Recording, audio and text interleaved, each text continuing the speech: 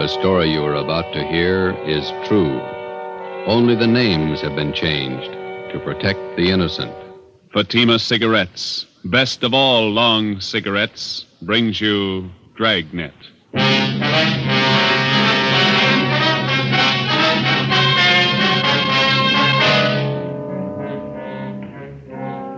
You're a detective sergeant.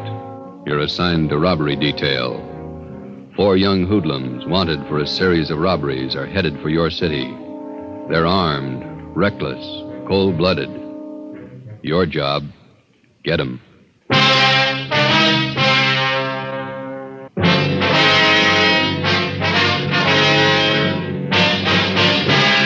Dragnet, the documented drama of an actual crime. For the next 30 minutes, in cooperation with the Los Angeles Police Department, you will travel step by step on the side of the law through an actual case from official police files. From beginning to end, from crime to punishment, Dragnet is the story of your police force in action. It was Friday, December 10th. It was cold in Los Angeles. We were working the day watch out of robbery detail.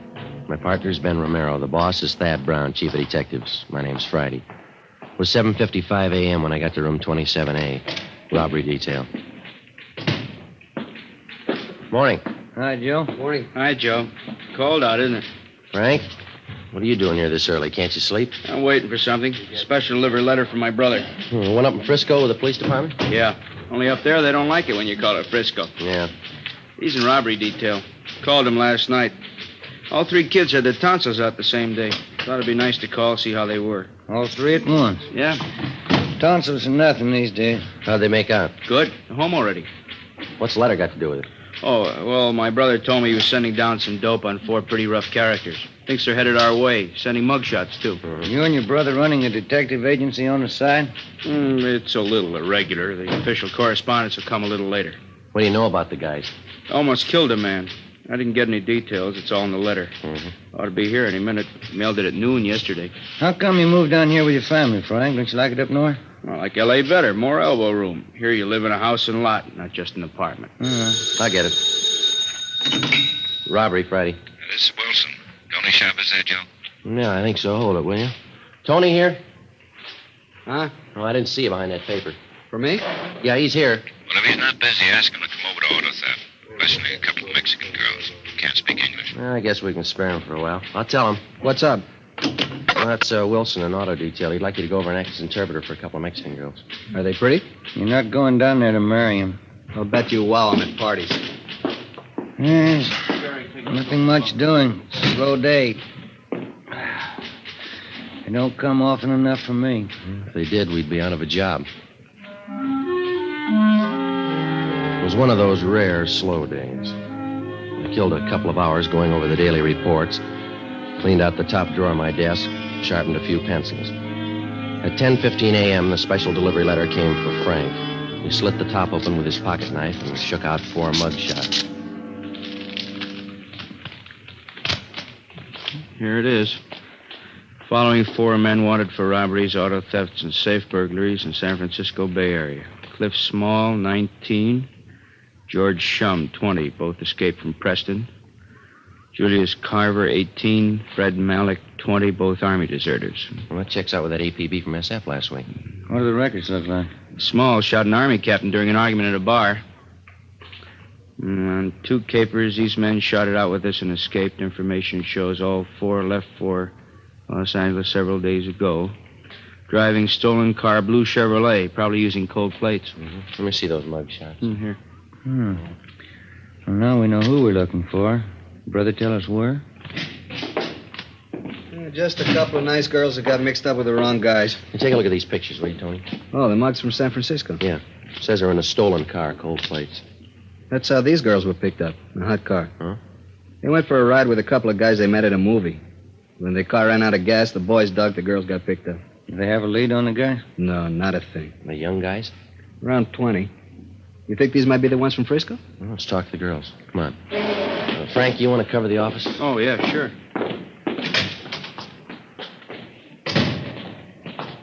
Do they speak English at all? Not enough to make sense.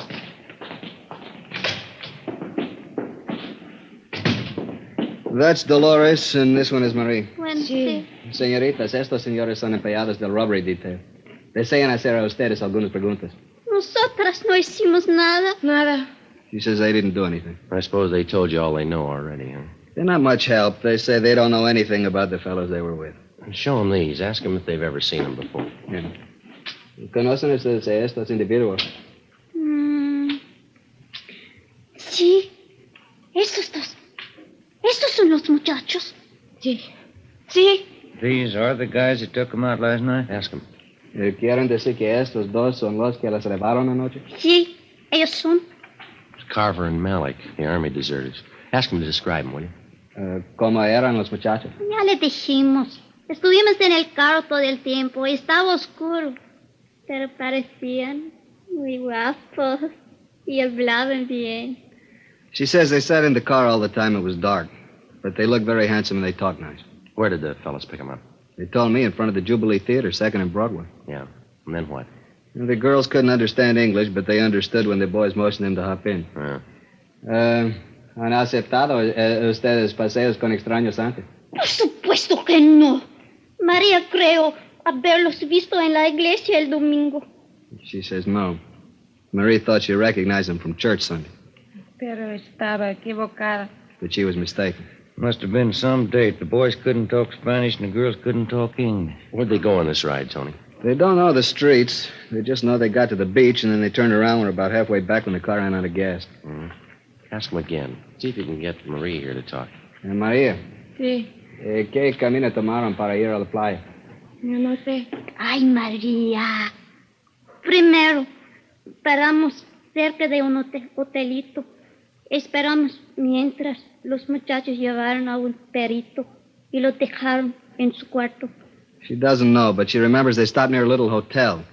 The girls waited while the boys took a little puppy out of their car and put it in their room. A puppy? Well, if they don't know where the hotel was, maybe they can tell us what it was near. ¿Qué edificios había cerca del hotel? En la esquina había una estación de gasolina. She says there was a gas station on the corner. What else?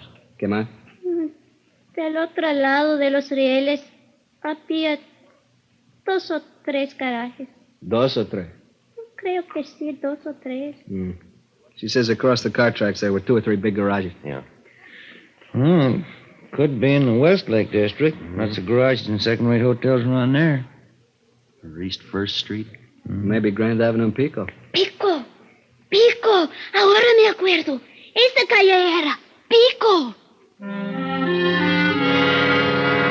We took the girls with us and drove out to Grand and Pico, and then up and down Pico slow until the girls pointed out a hotel just south of Flower. They weren't sure. Ben and I got out. We walked up to the hotel desk. The clerk was just starting to vacuum. We're looking for Julius Carver and Fred Malik. Are they staying here? What's the names? Can't hear you over the vacuum. Julius Carver and Fred Malik? Nope, not here. Police officers. We take a look at these pictures? Well, could have been 2 of the boys that checked out this morning, but they didn't look as tough as this. How many were there? 4. Here are 2 more pictures. You have a look, please? Could be. About the right age. How long did they stay? Just 2 nights. Did they have a pup with them? What? I said they have a pup with them. A puppy dog? Yes, they did. Yes, sir. A little collie pup. Did they pay up? No, they skipped out, owing me 2 days. Can we see how they registered, please? Shut off this dang vacuum. Person can't hardly hear himself think over that racket. Now, you want to see the register. We use cards here. All right, sir. Let me see. Here they are. Bob Reynolds, Jack Sharp, Jim Smith, and William Grant, Las Vegas, Nevada. I must have picked those names out of a hat. They say where they were going? Nope, no forwarding address. Did they write these cards out themselves? You bet they did. That's the law. You mind if we borrow them for a while? We'll have them photostated and returned to you. We're supposed to keep them, you know. You'll get them back. I like to do everything legal. Are those boys in some kind of trouble? They leave anything in their room? They did. It's all in the vacuum. If they happen to come back, give us a ring, will you? Here's our card. Robbery detail. Who'd they rob? They took you for 2 days' rent. It was 2 p.m. when Tony Chavez picked us up. He had Frank O'Donnell with him. We stopped at a dairy lunch, and I called the office, and we split up into 2 teams. While Tony and Frank checked parking lots in the neighborhood for stolen cars, Ben and I ran down the other hotels. In the next 3 hours, we talked to a dozen desk clerks and rooming house managers. Always the same answer, no. 5:30 p.m., we tried the Achilles Hotel on Grand Avenue. We walked into an overheated lobby crowded with modern furniture. There were a couple of canary cages in front of the faded wall tapestries. The desk clerk was a woman in her early 40s. Good afternoon, ma'am. Police officer. Police officers. Walter! Walter, will you see what these policemen want? Well, just take a minute. We'd like to know if you recognize these pictures here. No. This one? No. No, we only take in honest, hard-working men. Sure. Don't like anybody lazing around in the rooms all day. It keeps me from cleaning up. If your room's got a collie pup. A dog? I'd die before I'd allow a dog in this house. Well, if these fellows with a dog try to rent a room, would you please phone us? Here's the number. Millie. Now, get on back in there, honey, where it's nice and warm. Go on, Millie. Go on. Millie's on the nest now. Yes, ma'am. We'd appreciate you watching for these men. For your own protection, too. No, I'll let you know. Thank you, ma'am. Let's go Oh, back. say, before you go, would you gentlemen do me a favor seeing as how you're policemen? Yes, ma'am. Mr. Marinelli up in room 14's a week behind in his rent. Would you do me a favor and go up and talk to him? I'm sorry, lady. We can't handle that. That's a civil matter. I advise you to go to room 260 down at the city hall. See the city attorney. They'll help you. Walter, what'd I tell you? They won't do it. That's the way it went. It was dark out now and getting cold again. We walked back to Pico and Flower to pick up Frank and Tony. Tony was there waiting for us. Hi. Come on up to the next corner. Frank's up there. We got a hot car staked out. Yeah? Just half a block from the hotel where the guys checked out.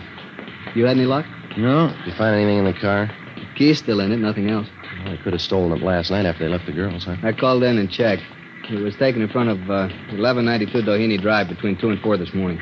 We got out a code for it. Mm-hmm. That's about 6 blocks from where they ditched the car with the girls in it. Yeah, we're out of gas. It's all downhill. Would have been the natural way for them to go.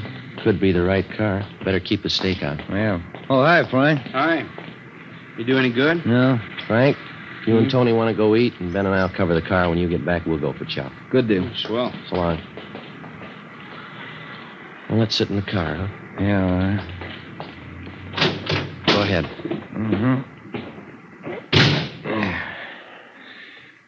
Get the radio on. Want a cigarette? No.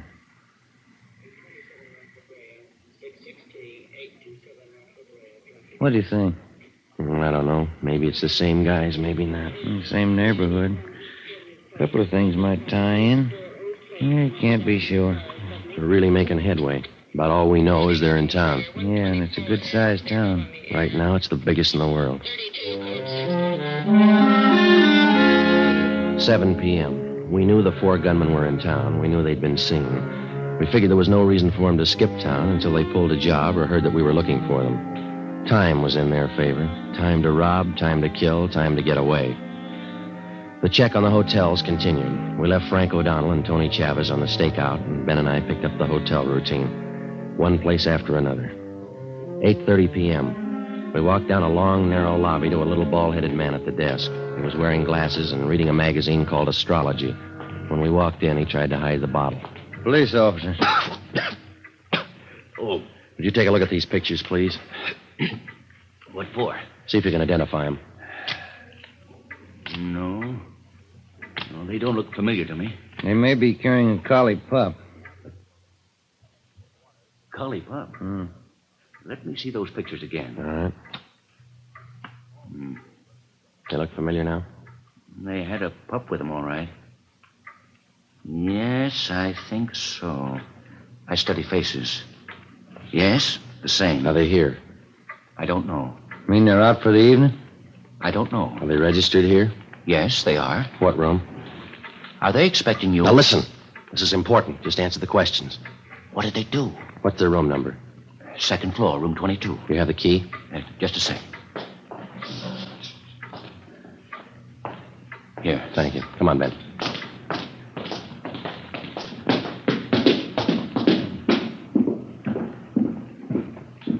Cover me, huh? Yeah. 22.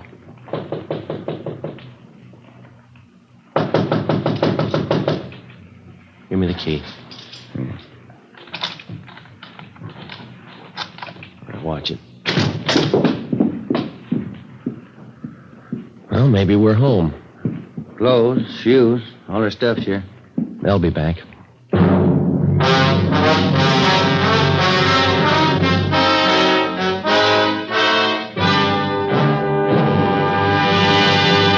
You are listening to Dragnet for the step-by-step solution to an actual police case.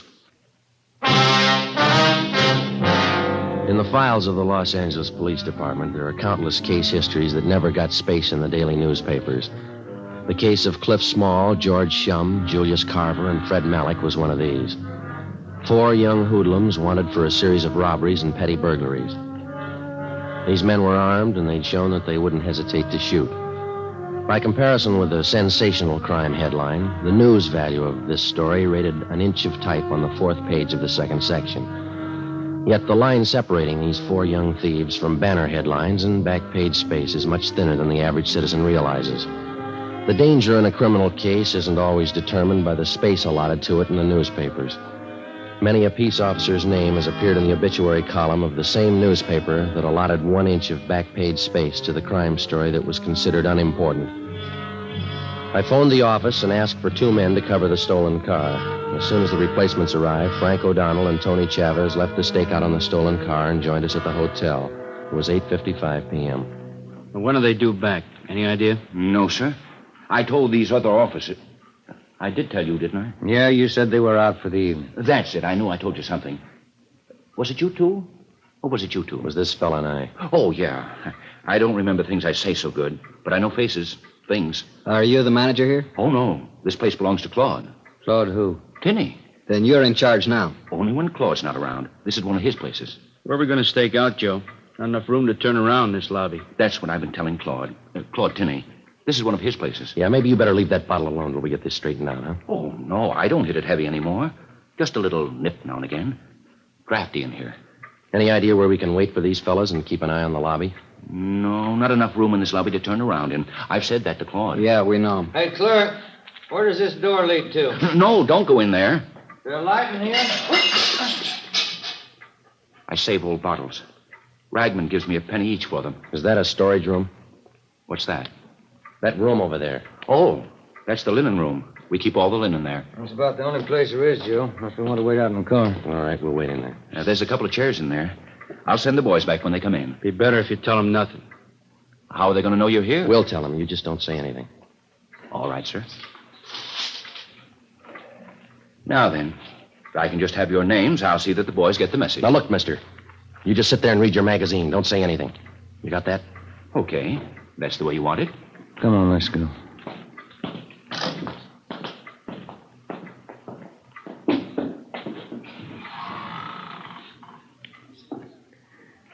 What's that smell in here?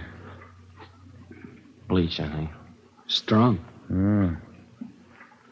What time is it? Can't see. Frank, you got a luminous watch. 9:28. Evening, Mac. Evening, Mr. Sweeney. Give me an 8 o'clock call. Yes, sir. All right. All right.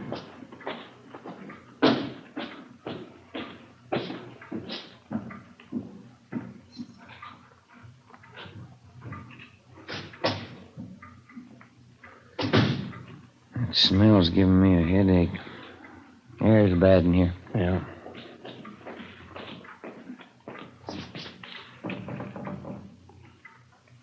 Is there anything I can get you, gentlemen? No, you just stay at the desk, will you, please? Say, Claude Tinney's his name. He's the manager. Remember you asked me about that? Yeah, we know. What do you want him for? Look, you're going to have to stay away from this door. We don't want them to know we're here. Okay. That's the way you want it. I could use a cigarette. Yeah. All we need in here now. Smoke. What time is it, Frank? Oh, Never mind.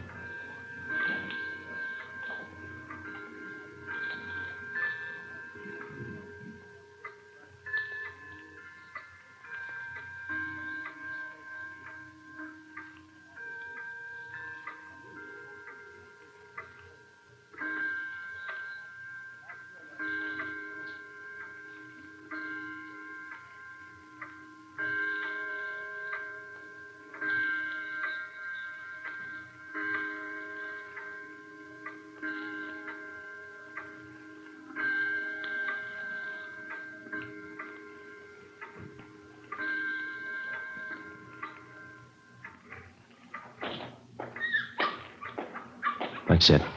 There's 2 of them. Ben, you come with me. Frank, Tony, stay here. Right. All right. We're checking out tomorrow. It's Carver and Malik. Let's go, Ben. Yeah, come on.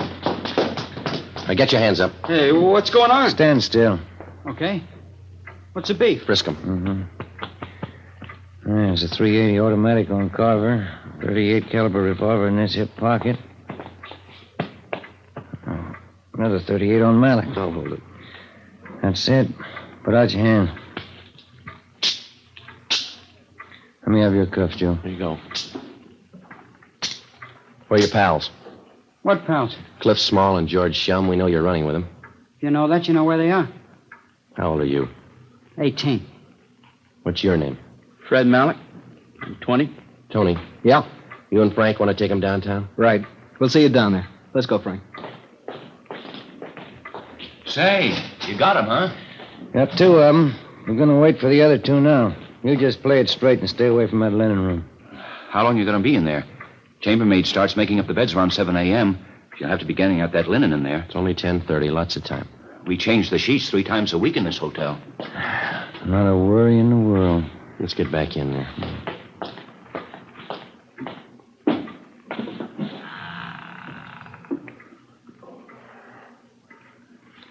I know what that smell is in here. Lysol. Yeah. Oh, I forgot about that pup. That'll be the tip-off. I'll go get him.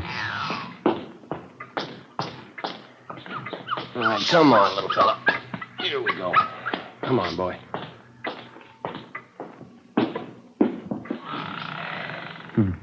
He's hungry, Joe. Yeah. Look, I'll put him down on the floor. Don't step on him.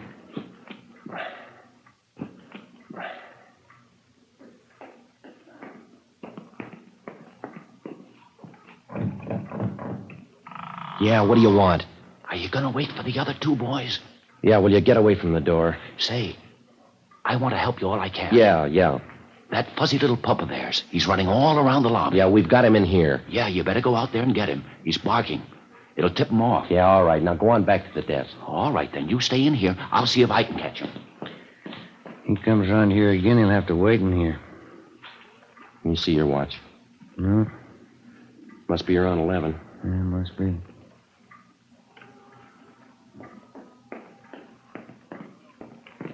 Oh, it's that clerk again.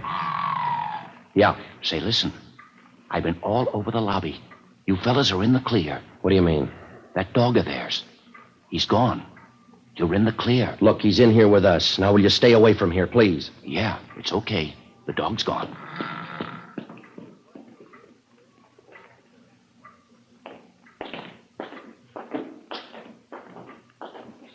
Hey, Pop, give me the key for room 22. Yes, sir. That's their room. Come on. Yeah. Get your hands up. Watch him, Joe. Wait a minute, you. You hold it. Get your hands Come off on, me. get your All right. hands up. No. Oh, you didn't have to slap me. You didn't have to pull that gun. All right, now over here. Stand still. 38 revolver on this one. Here it is, 45 Colt. What's your names? I'm Cliff Small. He's George Shum. How old are you? 19. Cops? We weren't. You'd be in a lot more trouble than you are. That's all of them. Yeah. Now let's feed that pup. 12:15 a.m. We took the prisoners down to the city hall to the interrogation room. Tony Chavez and Frank O'Donnell were there with the other 2, Carver and Malik. While Ben helped question the suspects and made out the necessary reports, I went across the street to the Federal Cafe. I picked up 2 10-cent bottles of milk and a few slices of bread. Look at him go. He was hungry. Yeah. How'd you come out? Well, I got it all here. Let's see. 4 stolen cars, 8 known robberies in San Francisco they copped out to. 3 jobs in Portland they admitted. You remember that Bakersfield liquor store holdup about 4 weeks ago? The Watson job? They pull that? Yeah, probably a lot more.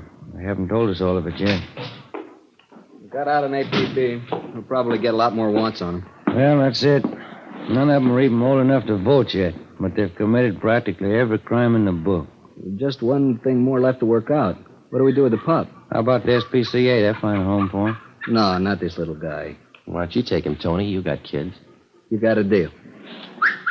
Aquí, perito. Tu madre era cole, pero de hoy en adelante eres perro policía. Translation. Your mother was a collie, but from now on you're a police dog.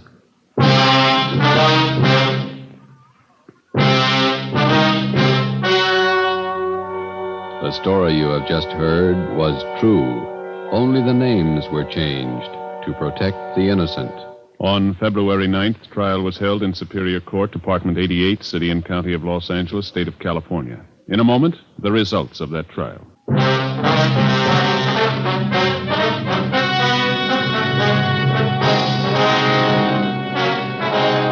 Clifford Small, George Shum, Julius Carver, and Fred Malik were released to San Francisco authorities, where they were tried and convicted on 8 counts of robbery in the first degree.